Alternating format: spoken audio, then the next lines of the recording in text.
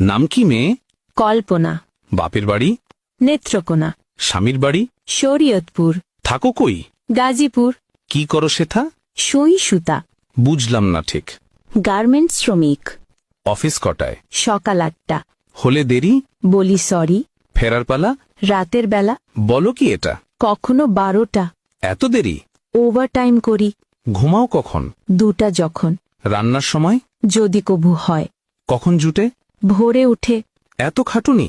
তবুও বকুনি। বকুনি কার? সুপারভাইজার। কেন বকাবকি? কাজ থাকলে বাকি। এত কড়া শাসন? চাকরিটাই এমন। হয় কি সহ্য? আছে ধৈর্য। হয় না লাজ? তবুও করি কাজ।